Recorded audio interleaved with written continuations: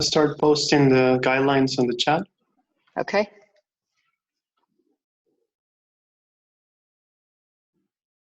Does it show I'm recording? Yes, it does. Yeah. Okay, good, good.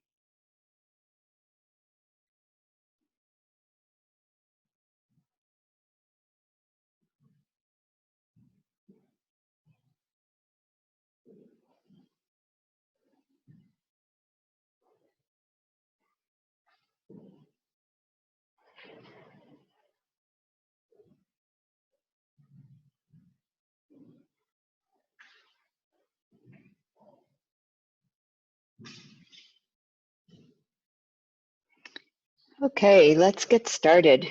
Welcome everyone back to the Buddhist path of training the mind. Today, when we get into the teaching part, we're going to be talking about different types of meditation. But for now, let's start with some meditation, shamatha, calm abiding meditation. Let me put a little light on it. It looks like our electricity just went out. Yep, we just got a power out, but Good. for now the internet seems to be working. I just want to remind everyone that we're at the foothills of the Himalayas, and so sometimes the connection and the electricity will not be as reliable, so please bear with us. So go ahead and set up your posture, making your back straight and your body relaxed.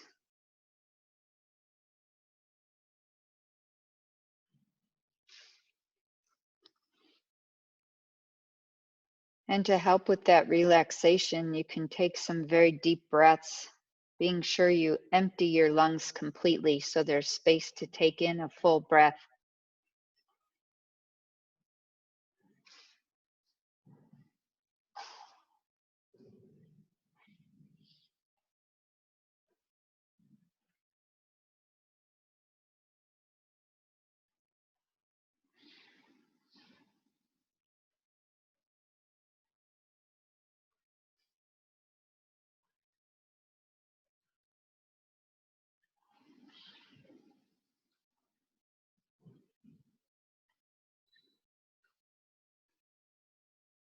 So allowing yourself to take this space, this time to work on your mind.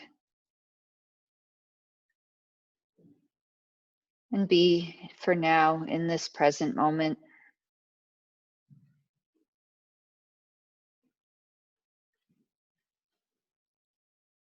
Letting go of any fears from the past or hopes for the future.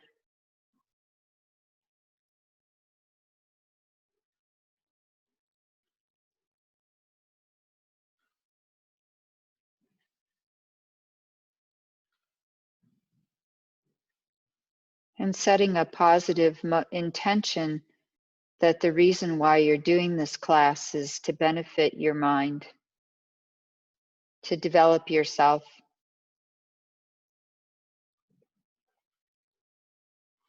to become the most wise, kind, competent, skillful, the best human being that you can be,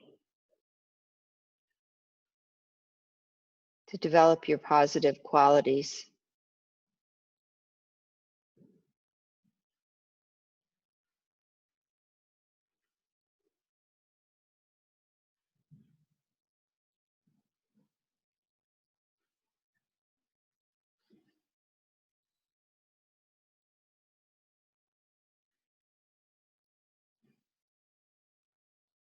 We're doing this practice and this teaching not just for ourselves alone, but to affect others as well. Simply by working on ourselves, by exploring our own difficulties and developing peace and positive responses to those difficulties, we become a positive force in the world, within our immediate relationships, but also expanding further because of our interconnectedness. So we make this strong intention that we will do this course not just for ourselves, but for others, that will have a positive impact in the world. It starts with us.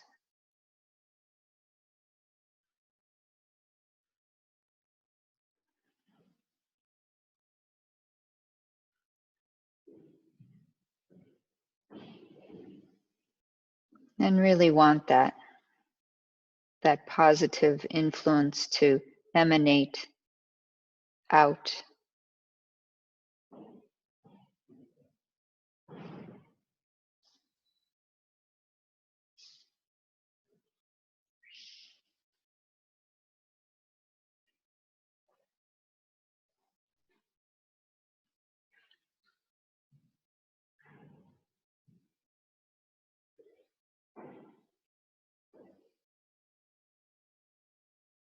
And then I'd like you to bring your awareness to the different sensations in the body.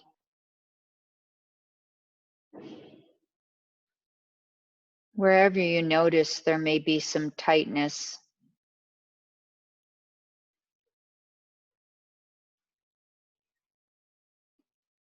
bring in a sense of relaxation, warmth, peacefulness.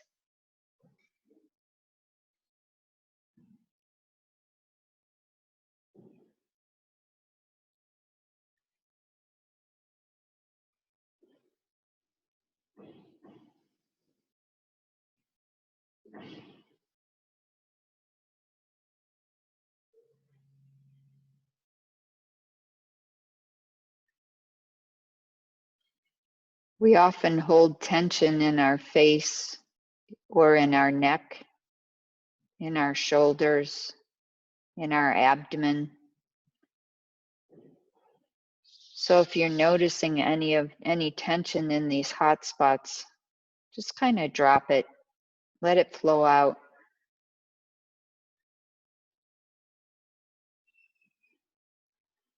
And become more relaxed while still staying alert and awake.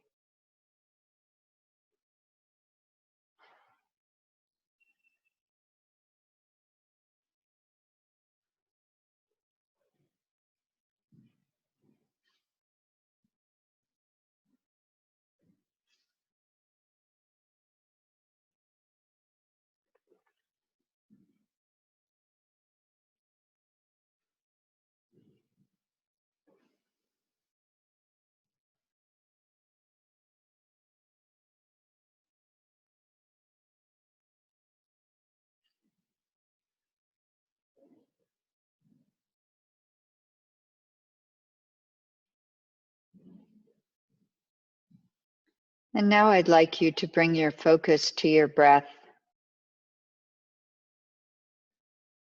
and allow any thoughts that may be running through your head to just fade. You don't push them away, you don't stop them or suppress them. Just kind of let them go. This is not what is important right now. Right now, you're going to find your breath. And it's easiest when you're starting, if you haven't done this much before, to go to your abdomen, to your stomach, and find that rising and falling of your stomach.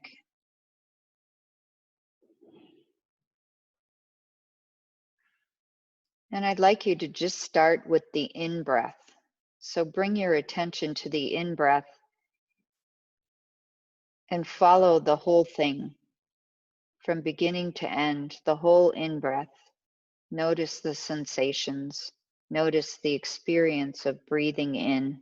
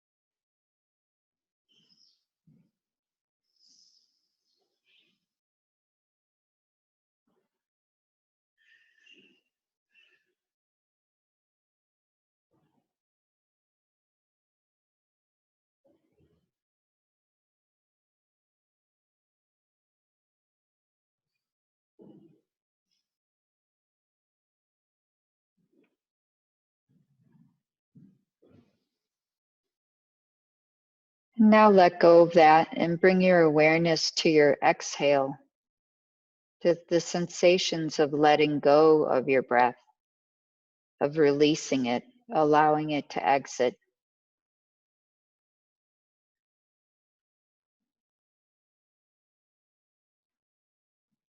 Putting more attention on that. And when you inhale, don't worry about it. Don't really think about it. Just focus on the exhale for now.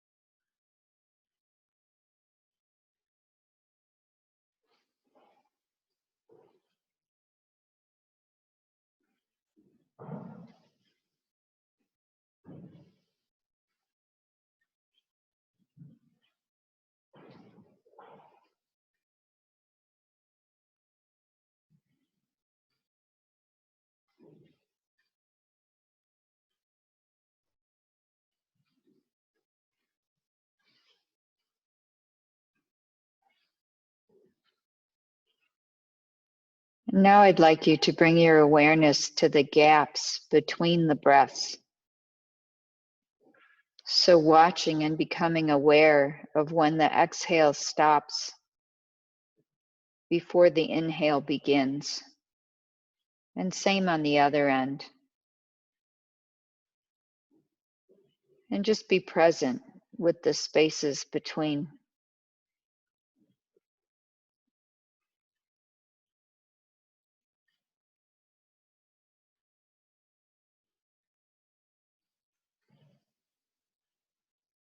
Trying not to control your breath while you're doing this.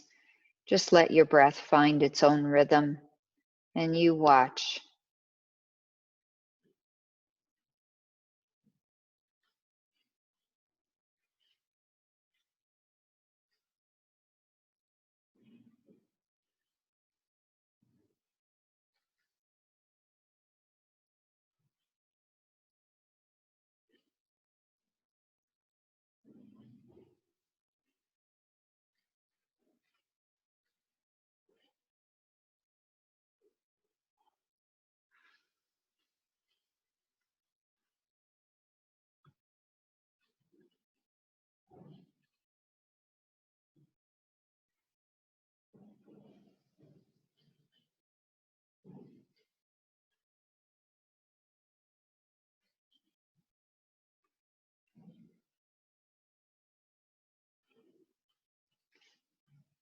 And now I'd like you to become aware of the whole breath.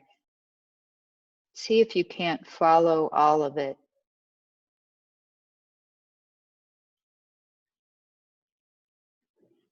The in-breath, the out-breath, and the gaps.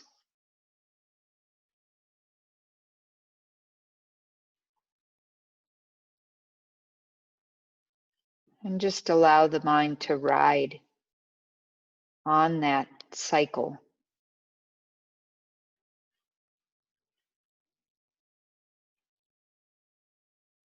Allowing it to rest on the breath.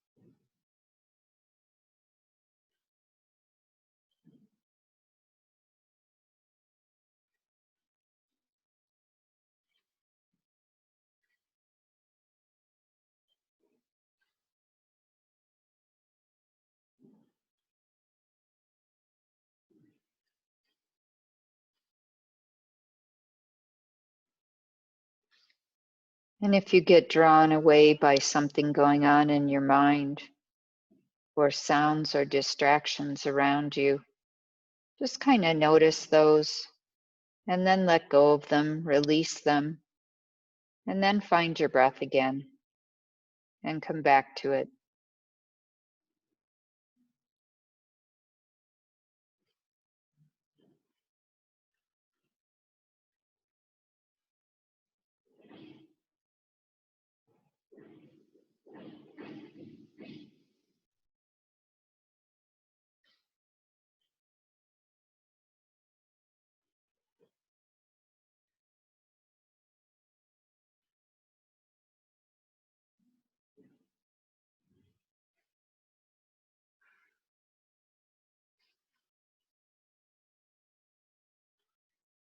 And then I'd like you to notice the stillness in the mind, how the mind slows and becomes more peaceful as a result of sitting still and allowing it to just stay on one thing.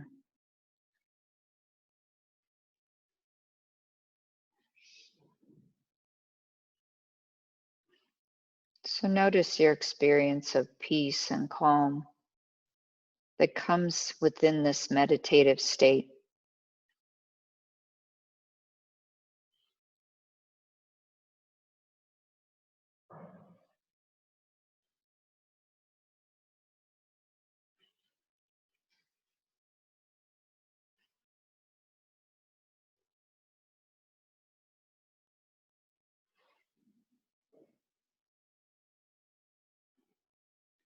And notice how nice that is,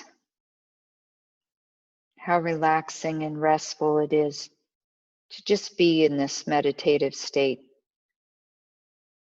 to be still, to be calm.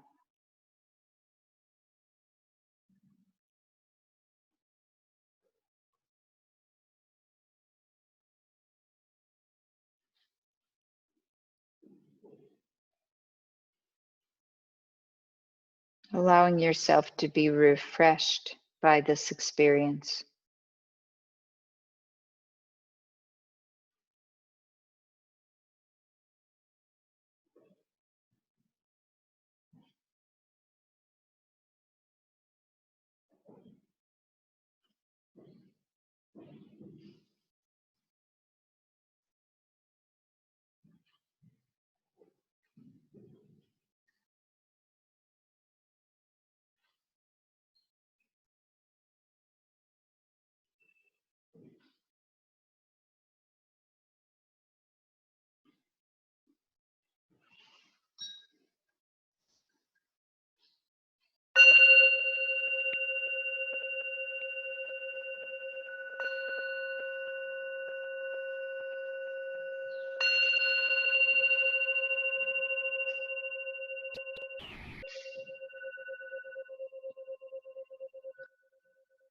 Okay, so slowly coming out of it now. We'll start the teaching with a little bit of review from yesterday.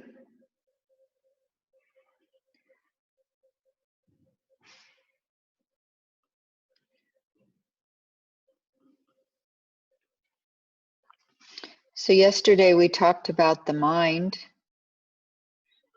and some of the characteristics of mind that we talked about are the fact that it is non-physical.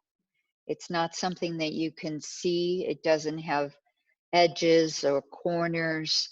And so therefore, when we talk about it, we often have to use physical examples or metaphors so that we can describe some of the ways in which the mind functions and the mind moves, like we talk about the movement of the mind, even though there's actually nothing there to move.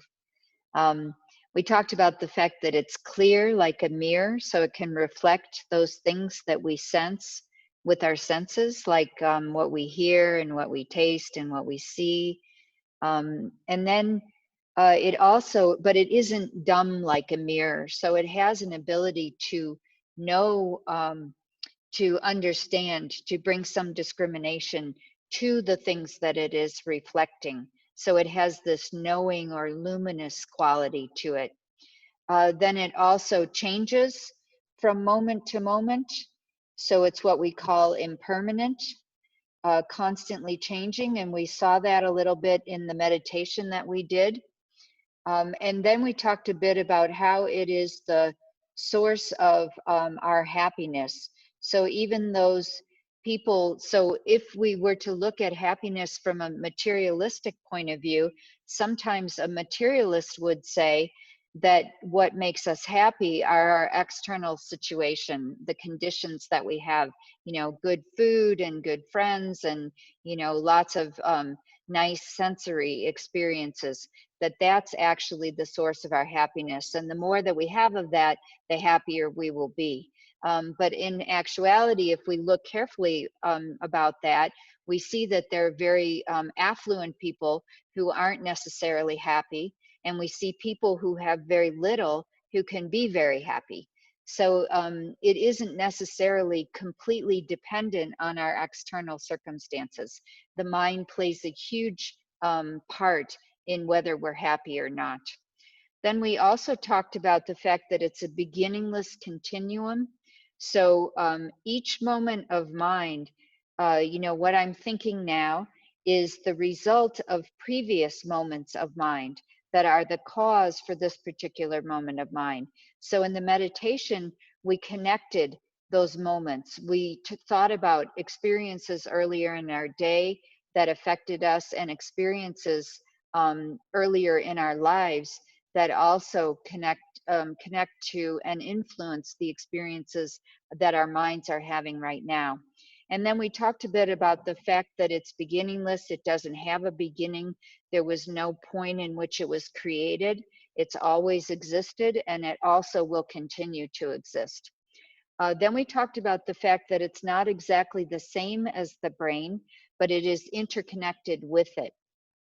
So we talked a little bit about the fact that what we do to our body can affect our brains. You know, if we put certain chemicals in our brains, it can affect our minds, such as hallucinogens or psychotropic drugs to decrease hallucinations. And what we do with our minds can also affect our bodies. So through meditation, we can improve our immune system, we can decrease our blood pressure. You know, there physical relaxation through thinking using our minds. Then we talked a bit about the fact that it is like thinking without a thinker, in the sense of there is no single single part of the mind or entity within the mind that that controls or directs all the different parts of the mind. That one can have the mind operating, you know, we can have intention, we can have love, we can have all these unconscious things going on, like our breathing and that sort of thing, that are not, and we can have feelings that we aren't necessarily aware of immediately, but then come into awareness, that can all be operating, and there isn't any one part that is directing and saying, okay, now you feel this, and now you think this, and now you have this response. It actually all works like a city. All the parts work together at the same time without there being one central entity or thing or self or I or me that is directing all of it. And then we talked a bit about how it has parts and levels. So it's got lots of different functions. If you've studied a bit about Buddhism, which many of you have, the Buddha identified 4 major parts: feelings, discrimination, consciousness, and compositional factors, which are all the other ways in which the mind functions. And that was all the mind. And then the 5th aggregate, if you've learned this one, was form, or the body. Okay, though that's how the Buddha described what a person was those 5 things. So form, the body, and then 4 things related to the mind: discrimination, feeling, consciousness, and compositional factors. Okay, and when he talked about consciousness, I know I said yesterday that I was using the term awareness, mind, and consciousness as all meaning the same thing. When he talks about consciousness as one of the 4 parts of the mind, he's talking about something called a main consciousness. Okay, and we can get into that. Actually, that's a more advanced, when we start, there's another course that you can take, it's actually coming up, but all the different functions and parts of the mind. Very interesting. Okay, so then we talked about our Buddha potential, that we have this ability to become Buddhas, and that our minds, in their essence, that clear and knowing nature of our minds, is the same for Buddhas as it is for ordinary beings. and that any negativities, any obscurations, anything that is keeping us from full awakening or enlightenment is not essentially part of it. It can be removed. Okay, the difficulties, the negative emotions, the ignorance, the misperceptions about reality can actually be removed. They aren't essentially part of the mind. And then the last part that we talked about is that we each have basic goodness, which can be developed limitlessly. So we have this ability to love infinitely. And we'll talk a little bit about that in a couple of days, about this idea of immeasurable loving kindness and immeasurable compassion. And this is actually based in the fact that we are all so interconnected, that we are all connected to each other. So the negative emotions like anger and pride and jealousy, those things are actually based on an idea of separation, of that somehow I am an independent being that exists disconnected from all these other beings. Okay, and that actually is not in line with reality. And so when we start to get in line with reality, we start to see things, this connection that we have, and so it becomes easier to develop that love limitlessly. Okay. So then today we're going to talk about different types of meditation. And the first one I want to talk about is calm abiding, or shamatha is another word for it. And shamatha is the kind of meditation that we were doing just a bit ago. Just now we started doing some shamatha. Another word for it, another title of it, is single-pointed concentration, or focus. There was a book that came out about focusing when they were first teaching meditation in a more secular sort of setting, and kind of taking it out of its religious context, which is fine. I mean, the techniques are applicable outside of Buddhism, definitely. And it doesn't have to necessarily be related to a religious context in any way. And it's actually present in many religions, not just Buddhism or Hinduism.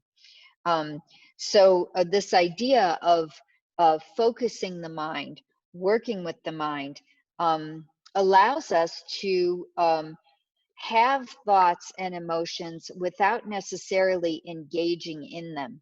And so it promotes a way in which we can become more non-reactive to our situations that we have.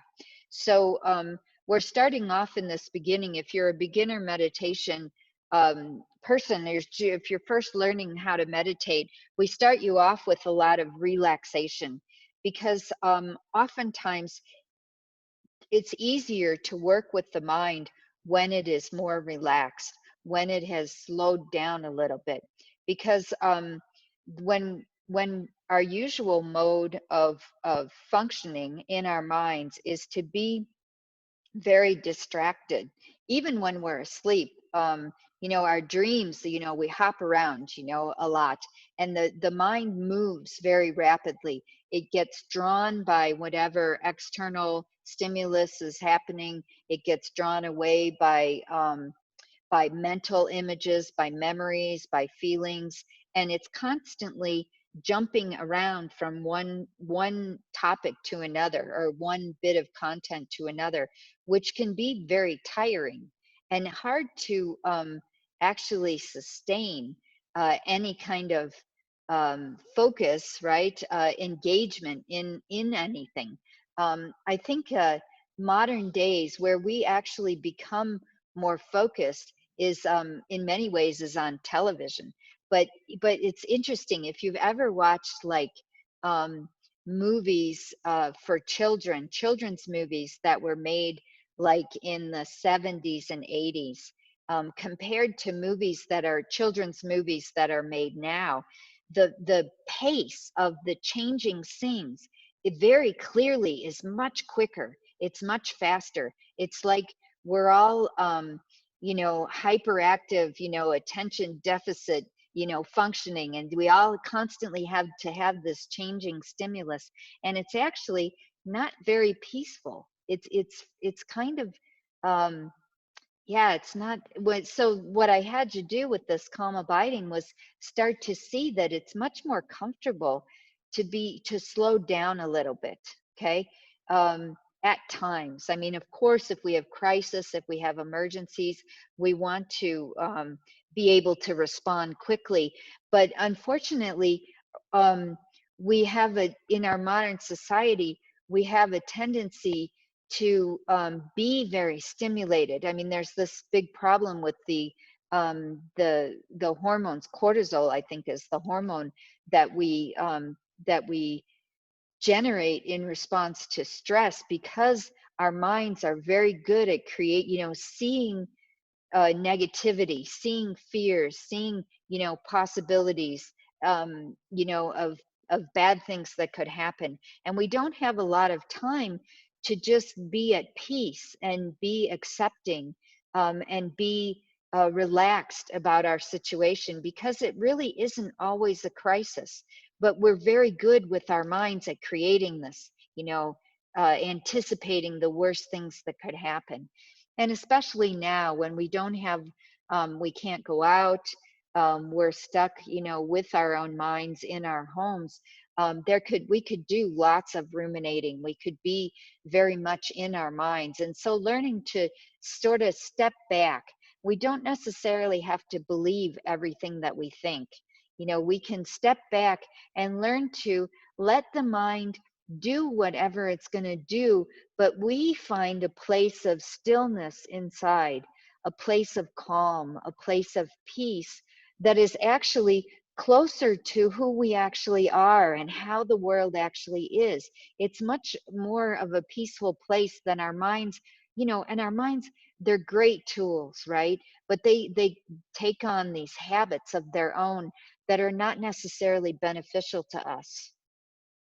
So learning to get some space from that constant, um, chatter, constant chatter in the mind.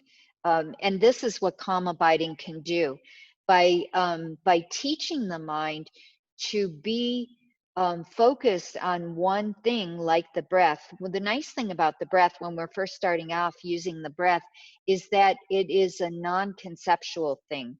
We're going into the sensations of the breath. So we're not trying to think about, am I breathing properly? How long is my breath? Is my breath, too shallow? Is it too fast? We just let it be, and we observe the sensations of it. And that we start off with the abdomen, because it takes us away from that thinking mind. And eventually we'll be able to bring the thoughts back in. But when we bring the thoughts back in, we do it from a space of peace, from a space of relaxation, from a center, to this idea that so often we're influenced by our family and our peers and our our culture and the news media and advertising, and we don't have a lot of space. We through meditation we can create some space to see, what do we really think? What's really important to me? Where do I want to go with my life? How do I actually feel about this situation? Getting advice is great from others, but eventually it's up to you. And we each have, a unique history. We have unique circumstances that we're in, and we all have our own minds. So trying to calm enough to be able to hear our own inner wisdom is really powerful, and calm abiding can really do that. So the next one I wanted to talk about is called analytic meditation. So in analytic meditation, we actually use our thinking ability. Okay, so if you've taken Vipassana retreats, for example, Goenkaji style, or insight meditation centers, if you've done these kind of, usually they're 10 days and they're very intensive, and they're amazing and they're great for meditation practice. you may have learned a type of vipassana that is more based on having a meditative experience first and then bringing some thinking to it. So for example, in those retreats, you start off with this lots of calming, focusing on the breath, focusing on the sensations of the body. And then he starts to introduce some of the concepts of, for example, vipassana, like the changing nature of things, impermanence. So, and through your meditative experience, you start to identify the fact that the sensations in your body are constantly changing. So from a Tibetan point of view, Vipassana is a little bit different in the sense that it brings in first the concept. So you get taught the concept of impermanence, of the constantly changing nature of things. And then from there, you think about it, you think about the reality of it, and then you can bring in your own experiences of it. Like, for example, I talked about the impermanence of the iPhone, or the impermanence of our, aging, that sort of thing. So we bring in those experiences and we have a sense of, oh yes, impermanence actually exists and this is my experience of it. So it's a little bit different. We call it Vipassana the same, but it's different, and it's important because it changes our habitual thought patterns. So we typically we have certain ways of responding to situations that may or may not be beneficial. Sometimes, like if we've had a particular traumatic situation when we were younger, we may have, say we've been rejected repeatedly in social situations, or we've tried, over and over in job situations, and we haven't been able to be successful. There may be ways in which we are thinking about those situations that are not necessarily beneficial, okay, that are faulty, right? Because we learned at a certain time in our life to respond to those situations in a specific way with a certain mental habit.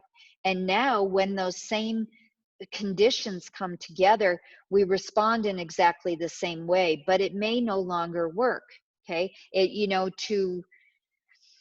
It's hard to come up with an example right now, but you'll start to see how those thinking patterns, how our typical ways of thinking can really lead us down paths that are not necessarily helpful. Maybe at some point we had to get angry in order to protect ourselves, with people, with, brothers and sisters who were bullies or something like that.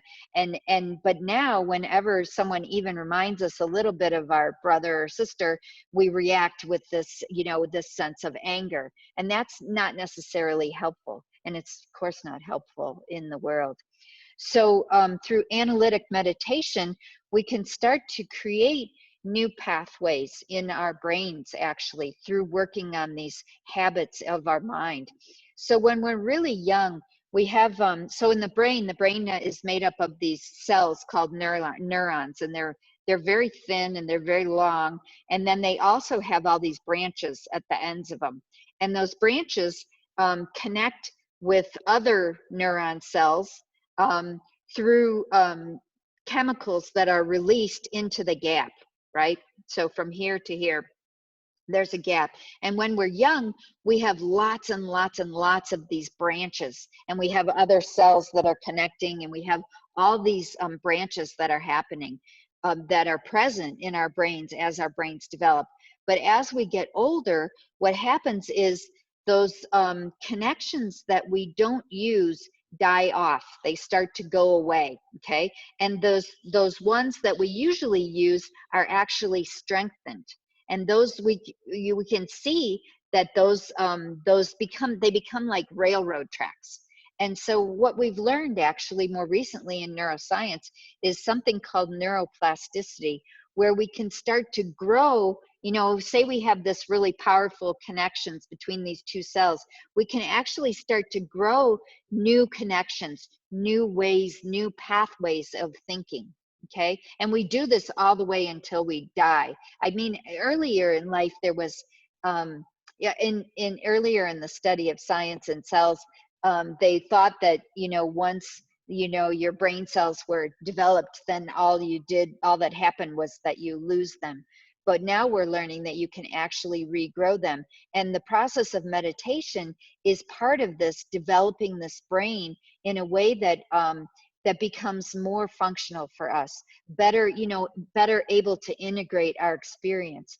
And if we have really powerful pathways that we want to change, it's actually through this process of calming the mind, focusing the mind, and then learning new ways of thinking. Yeah, and this is particularly difficult when we start looking at emotions. Emotions are very powerful thoughts. Okay, they always have a thinking component, and they have this physical component, and so we feel like because they involve our whole body and our whole minds, we feel like they're absolute, you know, that they're so real, that this is the way things are.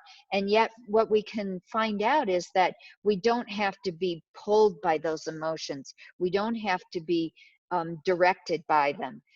They aren't necessarily, you don't have to necessarily believe everything that you think. You can start to get some distance with this calm abiding, and then do some analysis of what is it that I'm thinking, that my emotions are making me think, that, you know, this is, you know, whatever it may be, this situation is totally beyond my control. I cannot tolerate it anymore. I have to get out of it. Right? We can start to generate that thought, and it can be very powerful, and we can think it's very real. But if we just step back and calm down a lot about it, we actually, our minds are so amazing. They can bring in other points of view, like maybe there's a positive to this situation. Maybe there is a way that I can work with it. Maybe there is a way that I can deal with it. And the whole idea of impermanence, that it's going to change. It will not stay the same forever, even though it feels like it right now and it feels very concrete. The fact is that it's temporary. Everything is temporary. Everything that is the result of causes and conditions is constantly changing. And so you just kind of watch it and enjoy it until it becomes something else. But it's hard to do when the thoughts and the mind are like stuck and, you know, in it. Okay, so I want to talk about one more type of meditation, and this is more commonly known as mindfulness. Also known as open meditation or open awareness. So mindfulness is this ability to be present with whatever is arising. So in the sense of, you know, whatever tactility, you know, senses that are coming into our senses, we can become aware of the sounds, we get the tastes, the smells, the sights, what's going on in our skin and our internal organs. We can become aware of our thoughts and mindfulness of our emotions, all these things. But it isn't simply bare attention.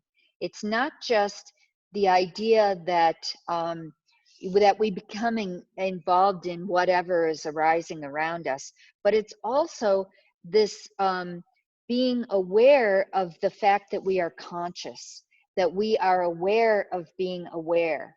So it brings in this sense. It's like sometimes it's known as metacognition. And metacognition is thinking about thinking.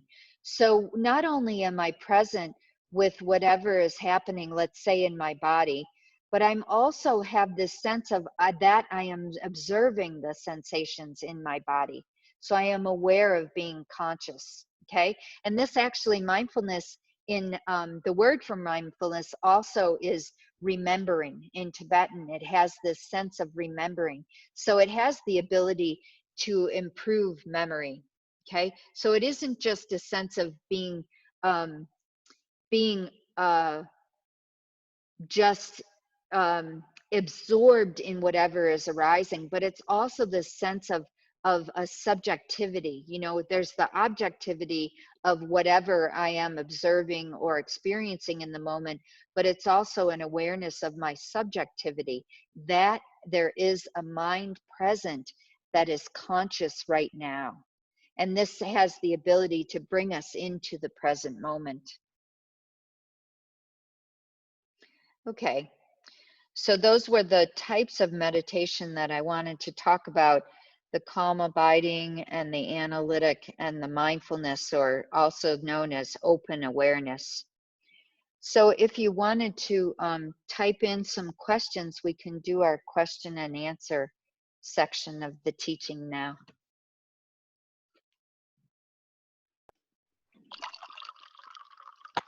I have one question from before that I'm going to unmute. Vidi, you can now ask your question out loud. Can you hear me? Yes. Yes. Hi. First of all, thank you very much for this interesting course, to you and to Sheeta as well. You're And welcome. then I would come to my question. My question is, yesterday and even today, you mentioned that brain and mind are not necessarily interconnected, or they are not the same, let's say that. So why does it happen that when we take some some medicines or some chemicals, it has an impact on our thinking? It has an impact on the way we are generating our thoughts. So it is interconnected. They are interdependent. And the only way that we can experience our minds now is through our brains. Okay. So how that interaction actually happens is cutting edge science, because the Buddhists, and in particular, you know, Tibetan Buddhism, but all Buddhism, has focused very much on this mind and not so much on the physical aspects, okay, of the brain. And our medical science and our Western science has started to do some amazing research into the brain. So how these two come together is like, you know, a place where we're working. There's a really good book that is starting to look at this a bit. It's called The Mindful Brain, and it's by a man named Daniel Segal, S-E-G-A-L. And yeah, but it's, you know, how it actually happens is yeah, amazing. And I hope we discover it in our lifetime. The name of the book is The Mindful Brain, you said? Yes, The Mindful Brain. Daniel Okay. Segal, S-E-G-A-L. It's a great book. Okay. Okay, thank you very much for answering my question. Thank you. Sure. Okay, next one. Okay, next I'm going to unmute Pabla. Now you can ask your question out loud. Hi, so my question is the type of meditation that we have to do dependent on the personality type as well, or any meditation can be done by any person? Is it dependent? You know,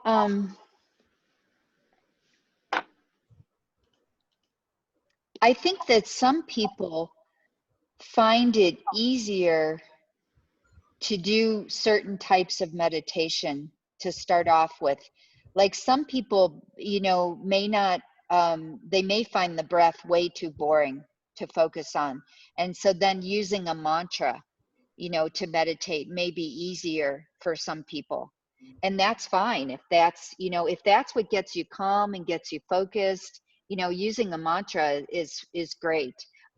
They, you know, in the one school of Tibetan Buddhism has people starting off by focusing on a rock or a stone, you know, or a stick in front of you. And so for some people, guided meditation may not, you know, where we're just using words may not work as well as images. Like today, we're going to do a meditation that includes images. So I think it does, in terms of ease, you know, especially as beginners. I think eventually when you start to get more, your mind becomes more flexible, then you can move into some of the other ones more easily. Okay. Thanks a lot. Sure. Okay, we have another one from Walter Cornejo. I'm going to unmute you now. You can ask your question out loud.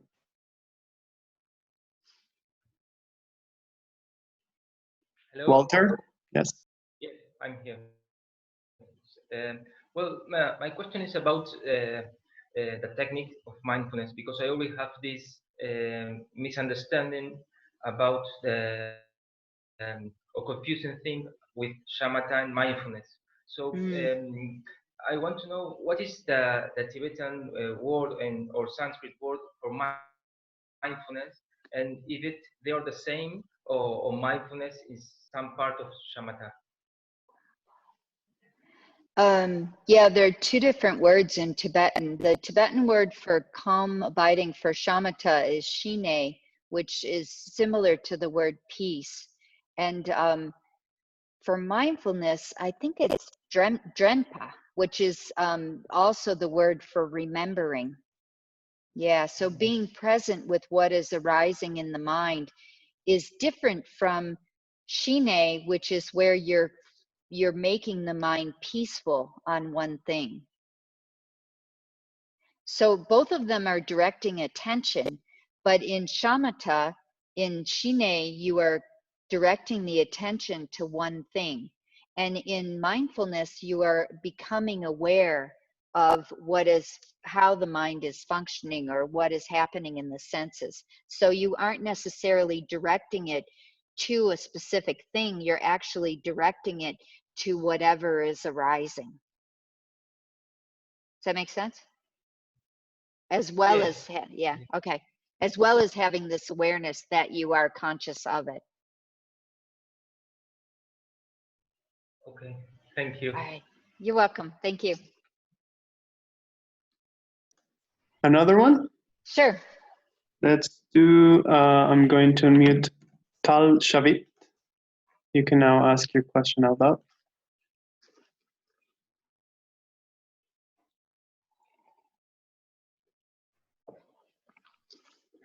Oh, wait, the unmute didn't work. There we go.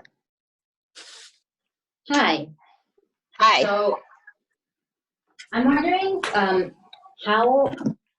what type of practices work for each type of the different meditations, and how do you think about when to use what? Okay, so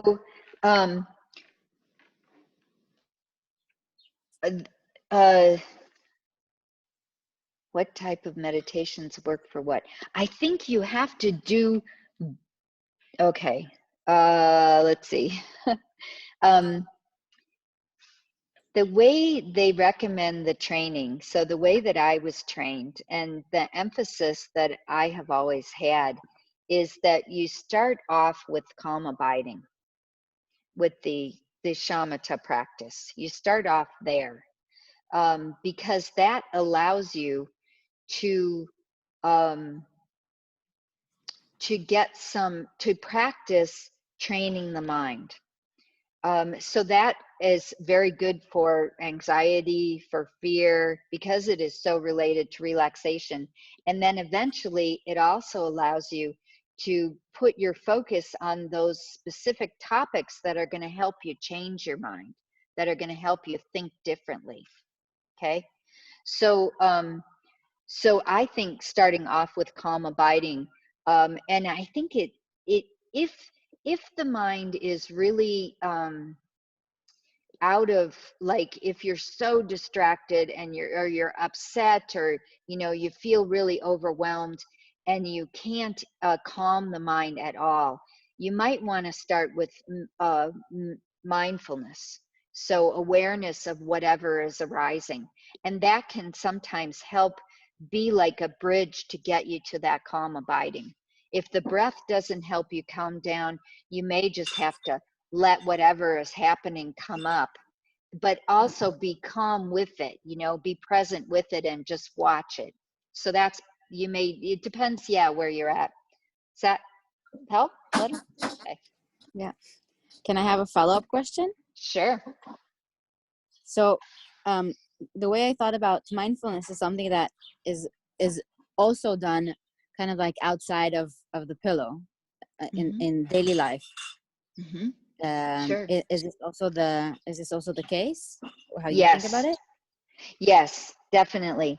And it really, we call it like on cushion practice and off the cushion practice. Okay. And eventually you do want to have this awareness of your own awareness all the time, even when you are interacting in the world, because it helps you respond better. You don't react so much. If you have an awareness of what you are experiencing in the moment that you are experiencing it, you don't get so overwhelmed with whatever is happening, right? Like if someone is, you know, yelling at you or irritating you, and you just react to it, if you can be mindful of what you're feeling in the moment, of what is happening in the moment, then you respond actually much better. But doing it on the cushion first actually gets you, it's like role playing, right? It gets you in the habit of doing that, so that when you are then in more difficult situations, it's easier to do it. So you practice being mindful, you practice being present, you practice being aware of being aware when you're off the cushion as well. Thank you. Thank you. One more. Well, no, actually we have a little more time. We can do a few more. Yeah. Let's go with Denise. I'm going to unmute you now so you can ask your question. Hello. Hi, Denise. Hi. It's so great to hear you. Thank you so much for doing this. My question is related to visualizations.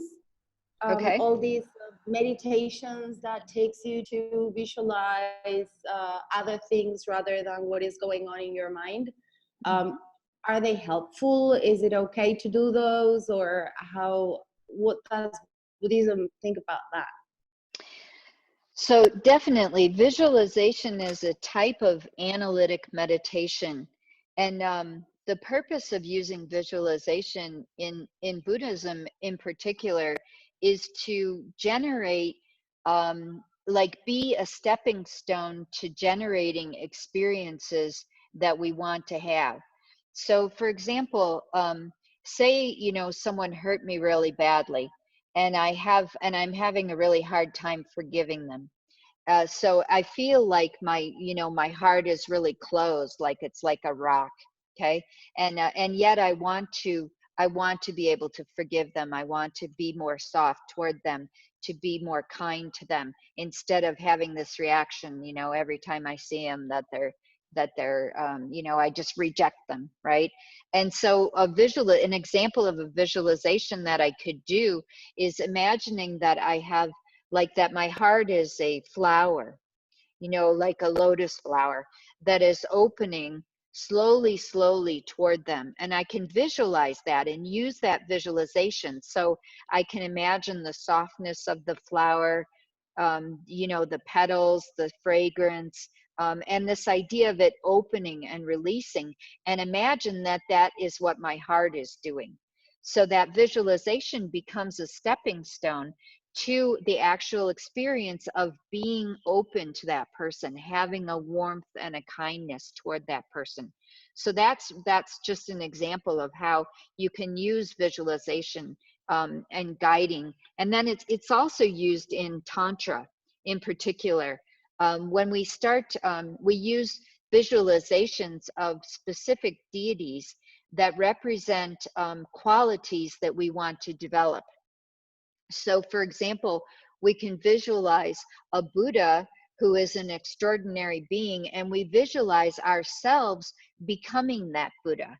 So we visualize ourselves becoming an extraordinary being. And this is like, you know, like an Olympic athlete who visualizes themselves doing, like a diver, visualizing herself doing a perfect dive. Okay, not only is she training her body and building up her muscles and, you know, doing, you know, practicing, but she's also training her mind. And we can do that as well. We do that in on the spiritual path, imagining ourselves as being, you know, fulfilling our greatest potential. Thank That you answer? so much. Sure, sure. Good. We do another one. Sure. Let's go with Zain K. I'm going to unmute you now. You can ask your question out loud. Yeah. Hello, can you hear me? Yep. Hi. Hi, how are you? Good. Okay, so my question is something that, so after my first Vipassana, which was literally about 9.5 years ago, early in 2010, as soon as I stepped out of the gates and and got into the car, this extreme pain started all through my body. Extreme. And lasted for years, and still now it's just reduced to occasional face cramps and stuff, and it's led to some absolutely bizarre experiences.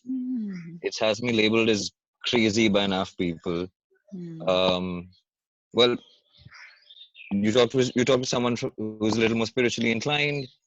um, I have my time portals open and I'm seeing things from the future, which have happened. And I've had but let's put it this way. In a rational world, I've had many irrational experiences, and some of them extremely scary, which leaves you completely dysfunctional. And the pains and the tiredness that come as a result of it leaves you unable to cope with this pragmatic 9 to 5, 7 days a week reality. What do you do there? What do you do there? Oh, yeah. Wow. What do you do when your spiritual growth and your pragmatic life clash? Yeah. Phew. That's a tough one, isn't it? What have you done? How have you tried to cope with Well, it? interestingly, I have left my family house. I am parked at the backpackers hostel and trying to make my way up to Tushita in Dharamkot as soon as the lockdown in India is over. So, so this has been going on for 10 years, but you've still managed to somehow balance keeping yourself alive. I've kept myself. I tried to kill myself. I did. Oh, oh. I've been But you did. hospitalized a number of times. I've blown a chance at $2 multi-billion global, like, paradigm changing projects. Yeah. I don't know where it's going. Yeah. Yeah. Sometimes our situation can take over our lives, right? We can have an idea of where we want to go, and yet because of our karmic situation, the causes and conditions that we exist in right now, we just have to work with that.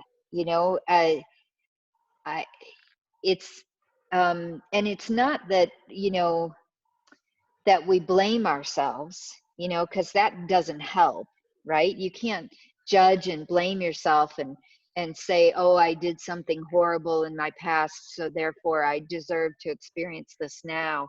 It's simply, this is the situation that you're in, right? This is the conditions. These are like the cards you have been dealt, right? If you're playing a game with cards, Right. these are the cards that you have. You weren't given the whole deck. You weren't given these cards. You weren't given all aces. You weren't given all this.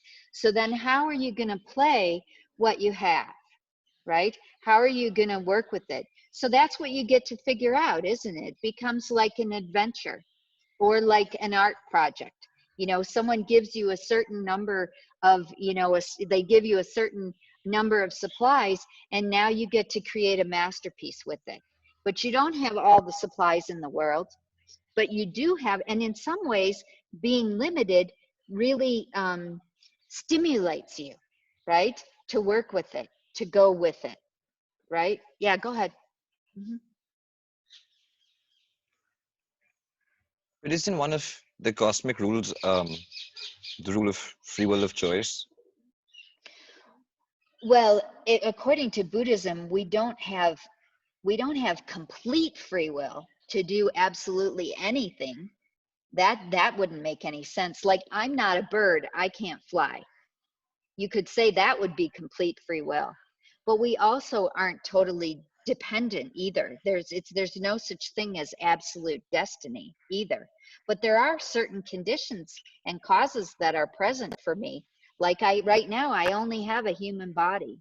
And so I can only make decisions based on that, but I still have choices within that human body. So we call it dependent free will.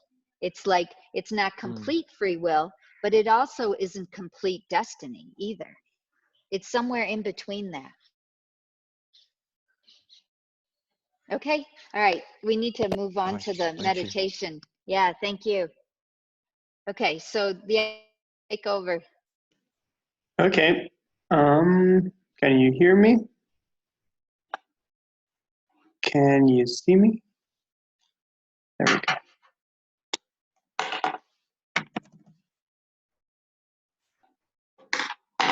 All right, so let's go back to a comfortable position, going back to the posture.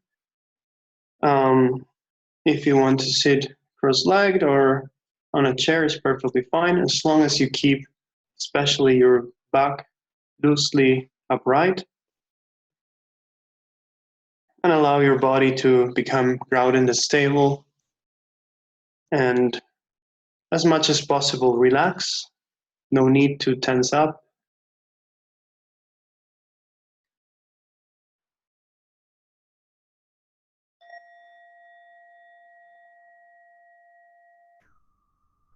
And with the bell, allow the awareness to come into the space of the body first, landing in this realm of physical sensations, going all the way down to where your body is in contact with the cushion or whatever surface you're sitting on.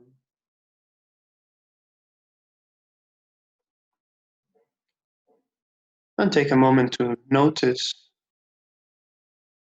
these sensations of contact, of weight, of pressure. Feel your body being pulled down by gravity.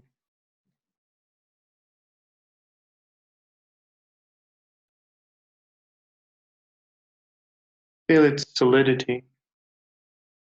Allow it to be stable so that the awareness can also gain that quality, connecting with the earth element present within.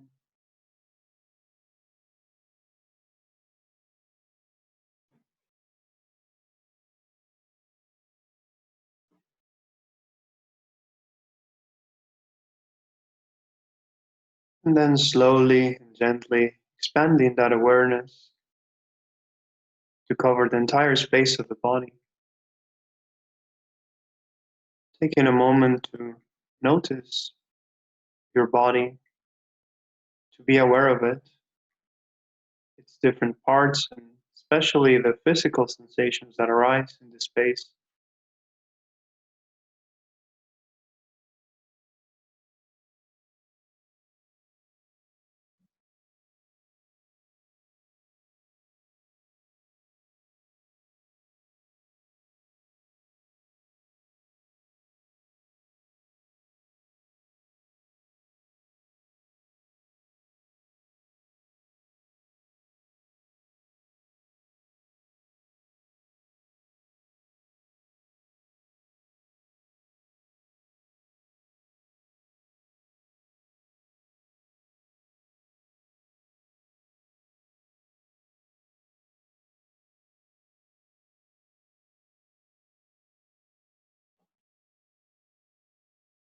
And then in order to allow the body to settle down, into its natural state of relaxation, stillness, and alertness.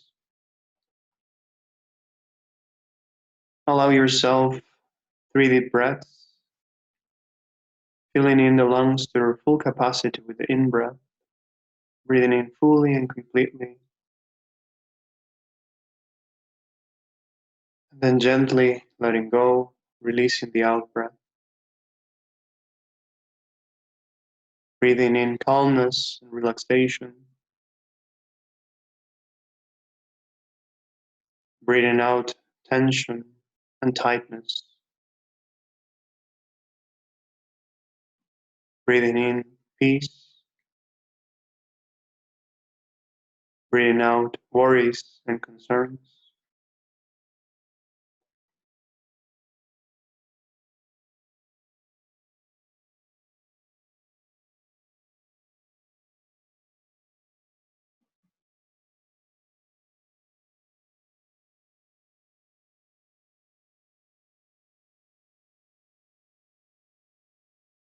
And with the third out breath, just letting go. Let go of controlling the breath. No need to make it into any rhythm or any particular depth. Just let your body breathe in its own natural rhythm. And let the mind just become an observer.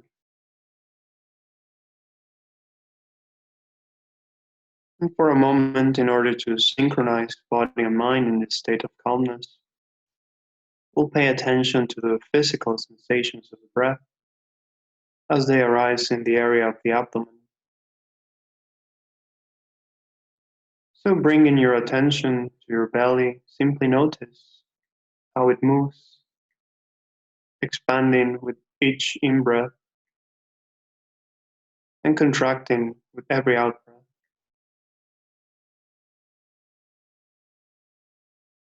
Just notice these physical sensations and stay with them for as long as you can. Implicitly ignoring all sensory input and other mental activity.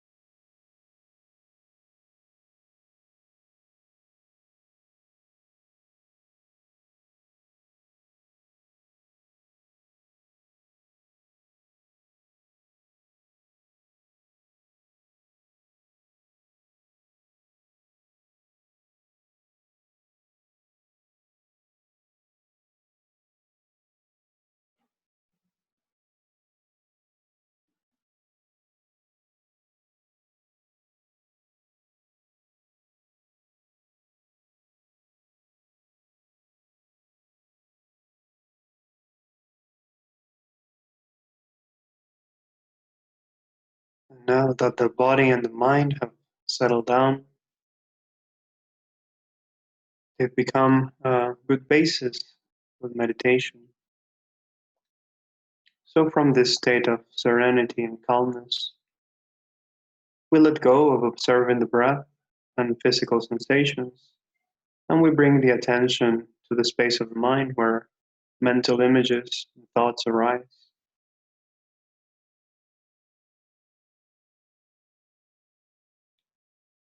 And so start by imagining going outside for a walk. It is a beautiful day, sunny, completely clear. The temperature is just right, not too warm, not too cold.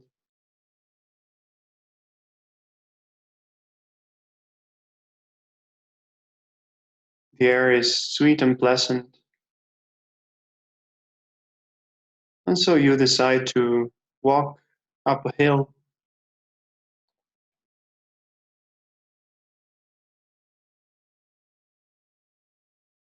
As you start walking, a path takes you upwards into an area with a forest.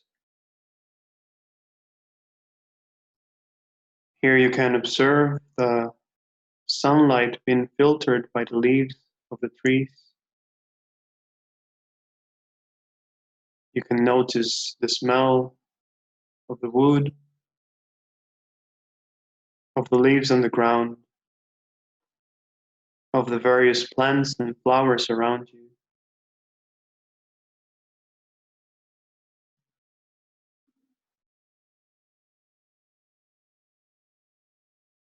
Noticing the presence of some birds, some insects, the sounds that they make.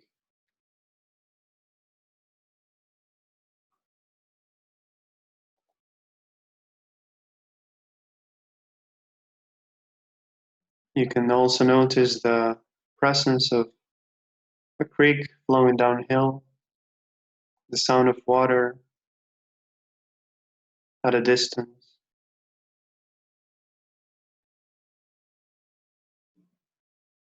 Take in as much as you can as you keep walking upwards.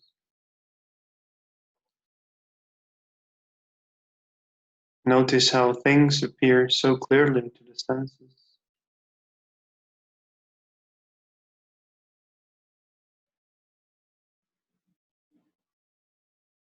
And as you keep going up, the forest becomes less and less populated. Less and less trees allow more light to shine.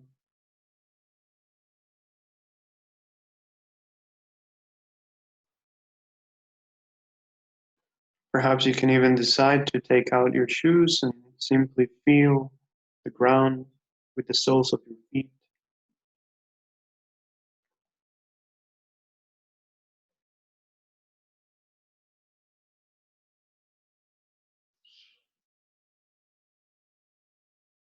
And as you're almost reaching the top of the hill, then suddenly a clearing appears. No more trees around you, just an open space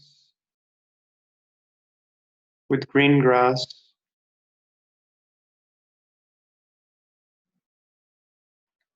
that caress your toes.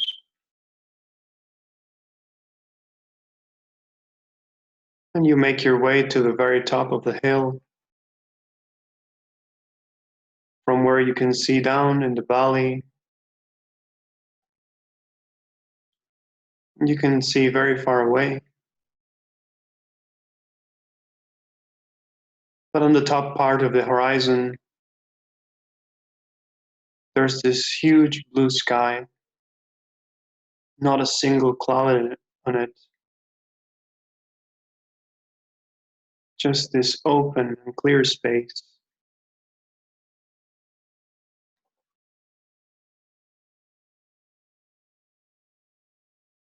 Take a moment to experience this openness.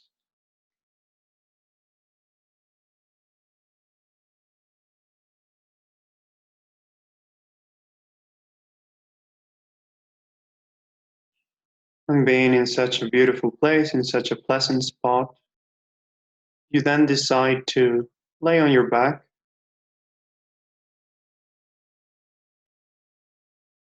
And as your eyes are directed upward, you see nothing but the blue sky.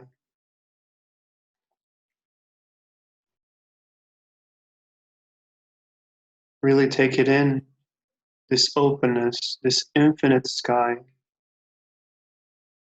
extending in all directions. It covers your entire field of vision.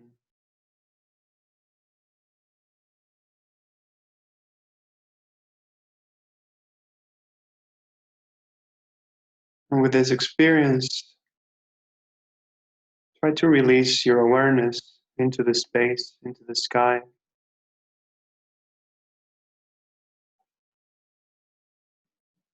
Dissolving everything else, simply creating this experience of openness. this expansive and vast space.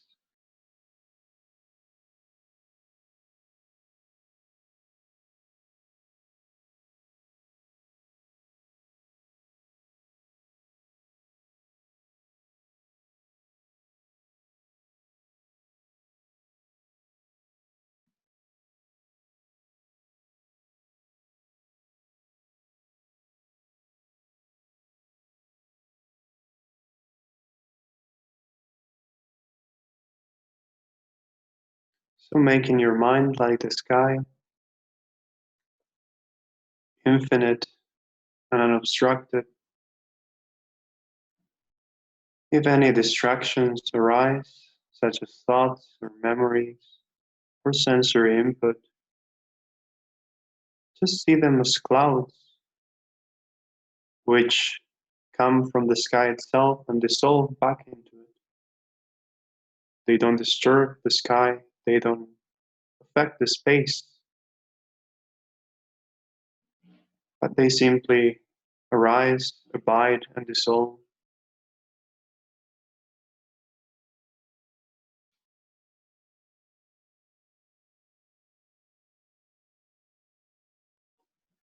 Try to remain with the experience of openness, gently accepting whatever arises.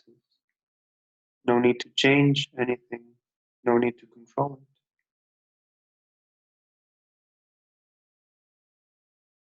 Letting go of the doing activity of the mind, simply be with the mind as it is.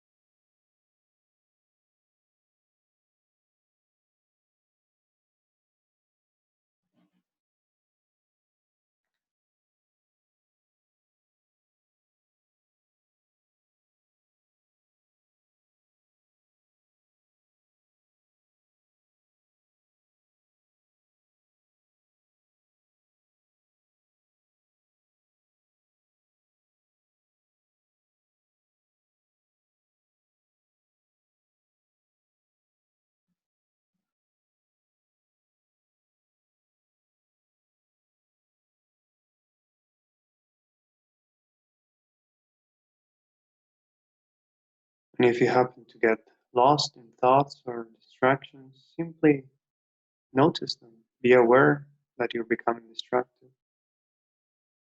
At that moment, recognizing that, simply relax, let go, and return to the experience of openness.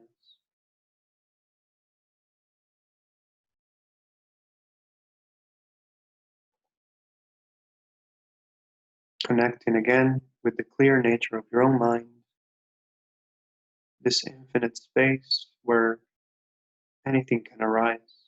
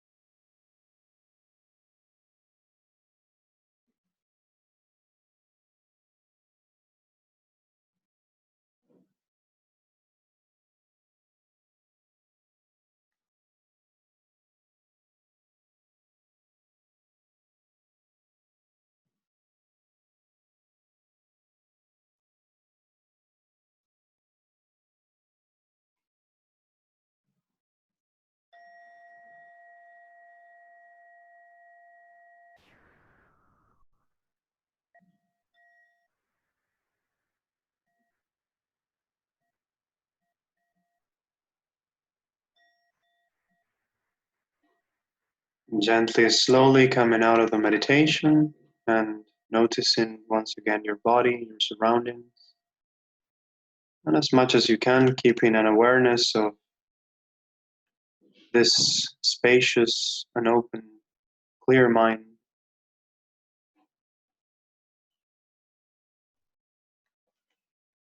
Now we move on to the dedication. And for this, we will read once again from Shantideva's dedication prayer, which I will now post also on the chat so you can follow along if you like. And keep in mind while dedicating that we're basically offering the positive potential, good energy of this session, of this practice, not to keep it to ourselves, but to share it with others, those who are struggling with difficulties, whether physical or mental, and that we join our minds all together to offer this kindness and this love to those in need. So let's start with a dedication. May all beings everywhere, plagued by sufferings of body and mind, obtain a notion of happiness and joy by virtue of my merits. May no living creature suffer, commit evil, or ever fall ill. May no one be afraid or belittled, with a mind weighed down by depression. May the blind see forms, and the deaf hear sounds. May those whose bodies are worn with toil be restored and finding repose. May the naked find clothing, the hungry find food. May the thirsty find water and delicious drinks. May the poor find wealth, those weak with sorrow find joy. May the forlorn find hope, constant happiness, and prosperity. May there be timely rains and bountiful harvests. May all medicines be effective and wholesome prayers bear fruit. May all who are sick and ill quickly be free from their ailments. Whatever diseases are in the world, may they never occur again. May the frightened cease to be afraid, and those bound be freed. May the powerless find power, and may people think of benefiting each other. For as long as space remains, for as long as sentient beings remain, until then may I too remain to dispel the mysteries of the world. May it be so.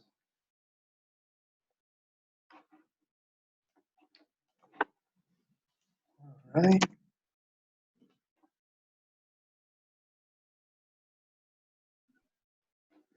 Okay. Thank you, everyone. Thank you for coming. And please come back tomorrow. Yep, and I'll see you then. Oh, the question and answer session for tomorrow, Venerable Drolma. I think we're going to do for this class, we're going to do next week. Okay, perfect. Okay?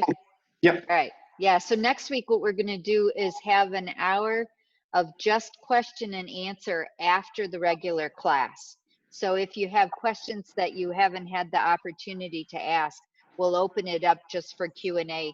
And you don't, I won't present any new material. I'll just be answering people's questions. So that'll be like an optional session if you want to come to that. And we'll do that next week. I'm not sure what day yet. Maybe, yeah, I don't know yet. But next week we'll do that. Okay. So more Thank you, people have everyone. an opportunity. Yeah. Yeah. Thank you. Bye. Bye. See you tomorrow. Bye. Same time, same channel.